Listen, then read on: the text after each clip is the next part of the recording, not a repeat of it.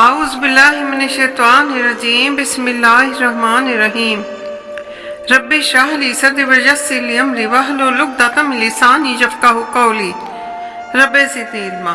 السلام علیکم۔ قارون حضرت موسیٰ علیہ السلام کا چچیرا بھائی تھا۔ وہ بیٹا صافن کا تھا اور صافن بیٹا فاحش کا اور فاحش بیٹا ایک حضرت یعقوب علیہ السلام کا تھا۔ قارون حافظ توریت بھی تھا۔ حضرت موسیٰ علیہ السلام کے قریب ہونے کی وجہ سے قارون نے اللہ رب تعالیٰ کی بتائی ہوئی 3 قسم کی گھاس سے کیمیا گری سیکھ لی اور چپکے چپکے اس کیمیا گری سے سونا اور چاندی بناتا رہا اور پھر بے حساب سونا اور چاندی اکٹھا کر لیا، اور جب قارون نے بے حساب مال و دولت جمع کر لیا تو حضرت موسیٰ علیہ السلام کی نافرمانی کرنے لگا، اور پھر موسیٰ علیہ السلام کی قوم 2 گروہوں میں بٹ گئی۔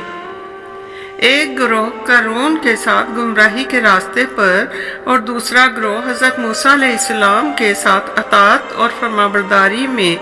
اللہ رب تعالیٰ نے حضرت موسیٰ علیہ السلام کو وحی کی کہ قارون کو کہہ دو کہ وہ اپنے مال میں سے زکوٰۃ ادا کرے اور اس حساب سے ادا کرے کہ 1000 دینار میں سے 1 دینار فقراء اور مساکین کو دے، اگر نہ دے گا تو وہ گناہگار ہوگا۔ حضرت موسیٰ علیہ السلام نے اللہ رب تعالیٰ کا پیغام قارون کو پہنچایا تو قارون نے اپنے مال کے مطابق حساب لگا کر دیکھا تو بہت روپیہ اس کے مال میں سے زکوٰۃ نکلتی تھی۔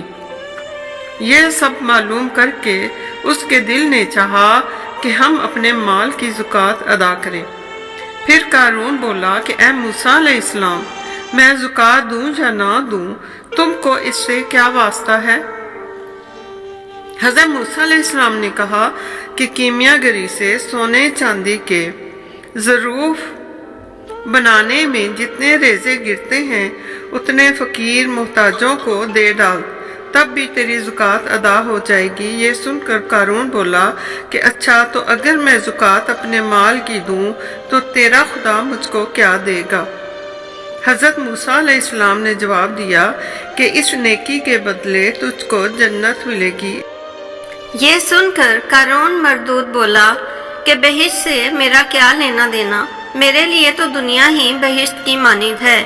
اب کیا تھا، قارون ملعون حضرت موسیٰ علیہ السلام کے خلاف چلنے لگا، آپ علیہ السلام کی قدم قدم پر نافرمانی کرنے لگا۔ حضرت موسیٰ علیہ السلام نے ہر چند قارون کو برائی سے روکنے اور اللہ کی راہ میں زکوٰۃ اور صدقات دینے کے لیے کہا، مگر قارون نہ مانا اور نہ ماننا تھا۔ آخر ایک دن قارون نے موسیٰ علیہ السلام پر بے حد سنگین قسم کی تہمت لگائی تاکہ آپ علیہ السلام کو لوگوں میں شرمندہ کرے، اور پھر اس تہمت کے بعد موسیٰ علیہ السلام اس سے کبھی زکوٰۃ کے بارے میں بات نہ کرے۔ ایک دن ایک خوبصورت عورت جو قوم بنی اسرائیل میں سے تھی قارون کے پاس گئی تو قارون نے اس عورت سے کہا کہ میں تجھ کو 1000 اشرفی اور مختلف قسم کے زیورات اور اچھی اچھی پوشاکیں پیش قیمت دوں گا۔ تو میرے واسطے ایک کام کر کہ جب بنی اسرائیل کی جماعت جمع ہوگی تو سب کے سامنے مجمع میں جا کر پکار کے یہ کہنا کہ موسیٰ علیہ السلام میرا دوست ہے اور یہ مجھ سے زنا کرتا ہے۔ بس اس فاجرہ عورت نے روپے کے لالچ میں آ کر قارون سے وعدہ کر لیا کہ وہ موسیٰ علیہ السلام پر ایسا سنگین الزام لگائے گی، اور پھر قارون نے اس عورت کو کچھ مال و دولت دے کر رخصت کر دیا۔ اتفاق سے ایک روز حضرت موسیٰ علیہ السلام اپنے ممبر پر بیٹھے وعظ کر رہے تھے کہ ان کے گرد قوم بنی اسرائیل بیٹھی ہوئی تھی۔ قارون نے موقع پا کر اس فاجرہ عورت کو وہاں بھیج دیا اور خود بھی وہاں پہنچ گیا۔ حضرت موسیٰ علیہ السلام لوگوں کو حلال و حرام کی باتیں بتا رہے تھے، اور یہ بھی بتا رہے تھے کہ جو شخص اپنے مال کی زکوٰۃ اللہ تعالیٰ کے واسطے نہ دے گا تو اللہ تعالیٰ اس کو اپنے عذاب میں گرفتار کرے گا، اور یہ بھی کہ اللہ تعالیٰ اس سے مال کا مواخذہ لے گا، یعنی کہ اس سے مال کا حساب لیا جائے گا، اور جو شخص زنا کرے گا اس کی سزا سنسار کر دینا ہے، اور ایسے انسان کے ساتھ دنیا میں بھی یہ سزا ہے اور آخرت میں بھی یہی سزا ہوگی۔ غیر یہ کہ حضرت موسیٰ علیہ السلام اپنی قوم کے لوگوں کو دین کی باتیں بتا رہے تھے کہ قارون مردود نے آپ علیہ السلام کے پاس جا کر بھری جماعت کے سامنے کہا، اے موسیٰ علیہ السلام، اگر تم نے زنا کیا ہوگا تو تمہاری کیا سزا ہے؟ حضرت موسیٰ علیہ السلام نے اس کو جواب دیا کہ اگر میں ایسا کروں تو مجھے بھی سنسار کیا جائے۔ قارون بولا کہ البتہ تم نے زنا کیا ہے، اور میں اس بات کا گواہ ہوں، اور میرے پاس اس بات کا گواہ موجود ہے، جیسا کہ ارشاد باری تعالیٰ ہوا کہ اے لوگوں جو ایمان لائے ہو، مت ہو جاؤ مانند ان لوگوں کے کہ جنہوں نے ارزا دی موسیٰ علیہ السلام کو، پس پاک کیا اللہ تعالیٰ نے موسیٰ علیہ السلام کو اس چیز سے جو وہ کہتے تھے، اور وہ اللہ تعالیٰ کے نزدیک بڑا آبرو والا تھا۔ اے ایمان والو، اللہ تعالیٰ سے ڈرتے رہو اور بات ہمیشہ سیدھی کیا کرو۔ پس قارون نے اس فاجرہ عورت کو بلا کر حاضرین مجلس کے روبرو کیا اور کہا کہ موسیٰ علیہ السلام نے تم سے کیا بدفعلی کی تھی۔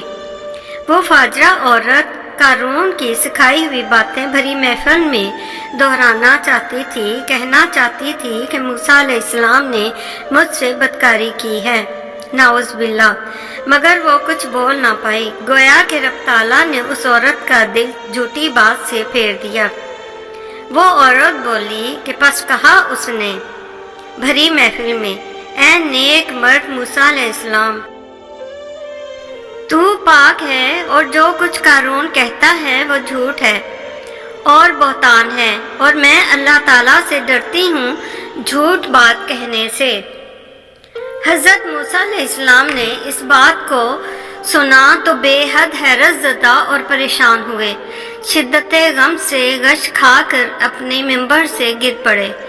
فوراً حضرت جبرائیل علیہ السلام نے آ کر آپ علیہ السلام کو اپنی گود میں اٹھا لیا، اور پھر آپ علیہ السلام کو ہر طرح سے تسلی و تشفی دیتے رہے، اور پھر کہا کہ اے موسیٰ علیہ السلام، اللہ تعالیٰ فرماتا ہے کہ زمین کو تمہارے حکم کے تابع کیا، اور اب تم جو چاہو قارون کو سزا دو۔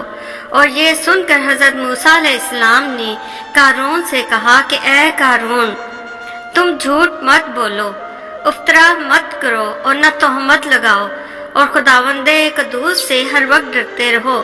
اس مردود نے حضرت موسیٰ علیہ السلام کو جواب دیا کہ میں ہرگز تمہاری بات نہ مانوں گا۔ پھر حضرت موسیٰ علیہ السلام نے خداوند قدوس کے حکم سے اپنا عصا زمین پر مارا، اور پھر کہا اے زمین، اس مردود سرکش کو اپنے اندر دبا لے۔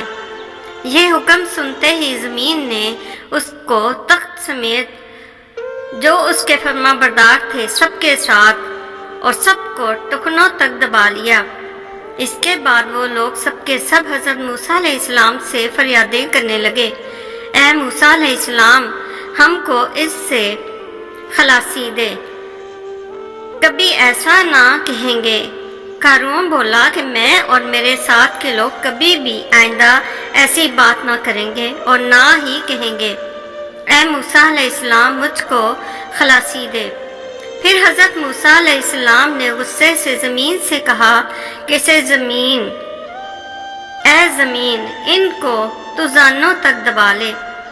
ایک روایت میں آیا ہے کہ اس مردود نے حضرت موسیٰ علیہ السلام سے 70 مرتبہ معافی مانگی اور اپنے اعمال سے توبہ کی، اور حضرت موسیٰ علیہ السلام ہر مرتبہ زمین کو غصے سے کہتے اے زمین دبا لے، یہاں تک کہ زمین نے ان کو کاندھوں تک دبا لیا۔ جب موسیٰ علیہ السلام کے بھائی ہارون علیہ السلام نے ان لوگوں کو عذاب الہی میں مبتلا دیکھا تو وہ اپنے بھائی موسیٰ علیہ السلام سے کہنے لگے کہ اے میرے بھائی موسیٰ علیہ السلام، قارون تو ہماری برادری میں سے ہے، اور جو تقصیر اس نے کی ہے اس سے درگزر کر لیجئے۔ फिर हजरत मूसा अलैहिस्सलाम ने गुस्से से कहा, या अर्ज़ ख़ज़ीही। फिर जमीन ने गले तक दबा लिया। कारून ने जब नजात ना देखी तो कहने लगा कि ए मूसा अलैहिस्सलाम, तू हमारी दौलत पर तमा रखता है ताकि तू फुकरा बनी इसराइल को वो दौलत तकसीम कर सके।